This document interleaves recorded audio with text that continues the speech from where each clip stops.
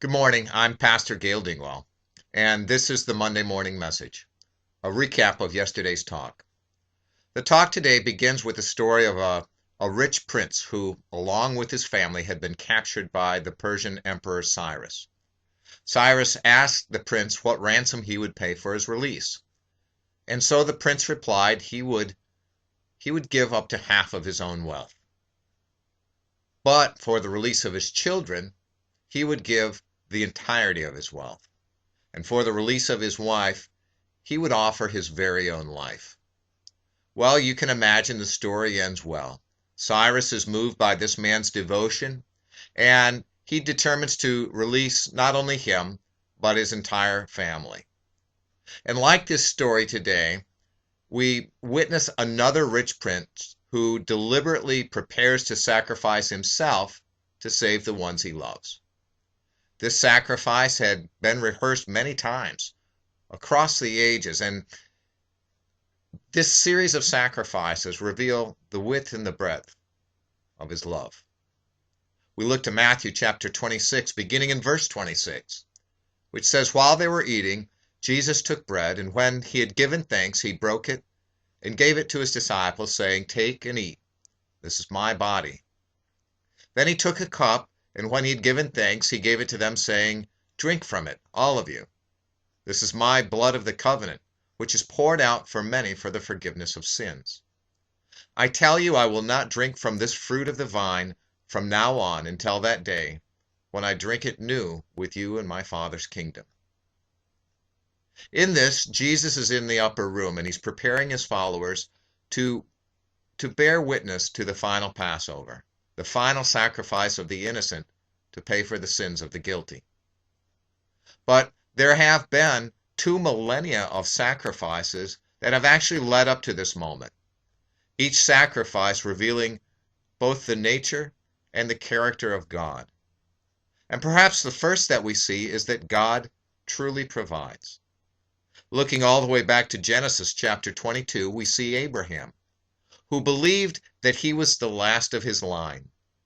He had faithfully followed God, and at the age of 100, God had given him a son. But now it looked as though the Lord was going to take that son back from him, require him as a human sacrifice. The knife was in Abraham's hand, and with one swift motion, he would end both their lives and the promise of God. Abraham would, in a sense, be no more. But he discovered that God provides. God had provided a ram in the thicket to offer as a sacrifice for Isaac, a surrogate for the man. Abraham called God at that moment, he called him Jehovah Jireh, which means God provides. And the children of Abraham would come to know him not only as God who provides, but also Yeshua, God who saves. Looking to Exodus chapter 12, we see God responding to the bitter bondage that his people have endured. And he sends a plague, a series of plagues actually, with the final plague being the plague of death itself. This plague would ultimately change a cruel king's heart and cause the release, the freedom of the enslaved. But to ensure their survival, a perfect lamb was sacrificed to mark out the homes of those for whom the plague of death would pass over. This first Passover celebration would become a memorial that Yeshua, the God who saves, would continually watch over his people, never letting them down. So we can see that God does in fact provide, and he does indeed save. But God, importantly, also cleanses and sanctifies. The book of Leviticus describes how routinely God's people must be cleansed of their sin, that at regular intervals, innocent blood must be shed for God's people so that they might be made clean. But Jesus prepares this final Passover and heads to Calvary cross, where in one great sweep he would fulfill all the prophecies made about him and reveal once and for all that God provides, God saves, and that God sanctifies the believer. No longer would there be a series of slaughtered animals, the innocent dying for the sins of the guilty. He would take those sins to Calvary's cross, where they would remain forever.